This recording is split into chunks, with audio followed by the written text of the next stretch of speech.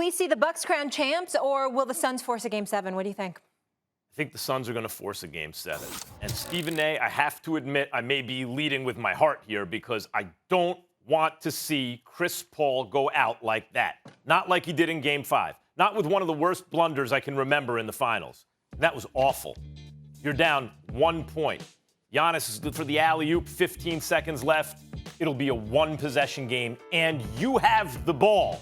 And Devin Booker, between you and Devin Booker, and you keep talking about Cam Johnson, Stephen A., and Mikal Bridges, and you have a good chance to tie that game and send it into overtime at home. A good chance to still win the game, actually. And then you fouled a dangerous foul. Under other circumstances, it would be considered a cheap shot because he was up in the air. We know that's not what the intention was here. But a dangerous foul. And one of the dumbest things, so now they're up a possession, they're up 3 points, and they have the ball at the free throw line with 15 seconds left. You ended the game right there, basically. I don't want to see one of the greatest players that I've ever seen. You talk about diminutive guys, right? Certainly at the size, in Chris Paul go out like that. And I do think that the Suns are motivated, that the last two games, one in Phoenix, one in Milwaukee, came down to the wire and required all-time great plays out of the Bucks in order to preserve those wins. I see this series going 7. I always did. And that means the Suns now have to return the favor, get one on the road. And I'm predicting, Stephen A., whatever Chris Paul has seemed like to us so far, much like Game 6 of the conference finals. Let's not forget, he didn't look good until then. The team was performing worse with him than Cam Payne at that point. He had one of the all-time great games to put him in the finals. I'm predicting the same thing for a Game 6 to put him into a Game 7. I think it's over. I think Milwaukee closes out the deal tonight and wins in 6. I will tell you that I hope that I'm wrong.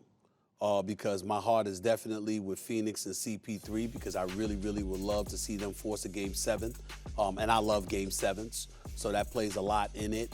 But where I veer left from you is that as bad as that foul was by CP3 on Giannis on the alley-oop dunk, to hold CP3 accountable to the degree that you're doing so, I'm not there with you. Clearly, it was not the wisest thing to do, and I'm certainly not saying that it is. But in the throes of action, you're thinking that somehow, some way, if you can foul him and force him to miss the dunk, then he has to go through the free throw line where he's shooting 59% from the free throw line this series. 39 of 66 from free throws. He's missed 27 of his 66 free throw attempts in this series. So he's hitting less than 60% of his free throws. Again, didn't seem that smart in the aftermath because you're thinking you're looking at Greek Freak. He's 6'11".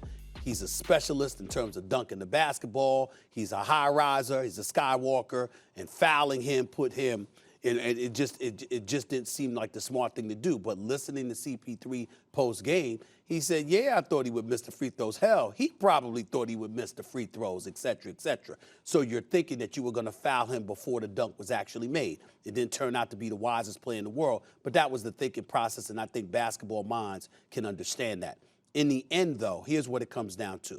Milwaukee's bigger, they're stronger, they're deeper, and because of those three components, combined with the fact that Phoenix has its injuries to deal with. Saric, you're very thin on your front line. You've got DeAndre Ayton. He's all by his lonesome on the front court. All he's got his help is Jay Crowder. And any kind of zone that Monty Williams tries to implement. Even at the guard spot, CP3 is undersized because you got Drew Holiday or Middleton or P.J. Tucker that you're throwing at him.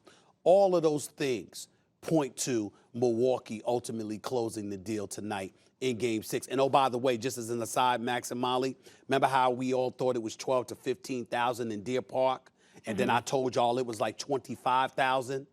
Apparently, they've made room now for over 60,000 people to be there tonight. They'll get it, too.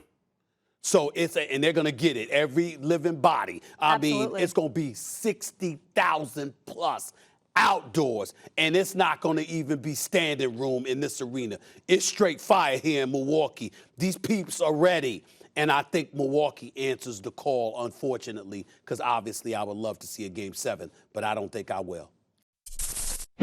Thanks for watching ESPN on YouTube. For live streaming sports and premium content, subscribe to ESPN Plus.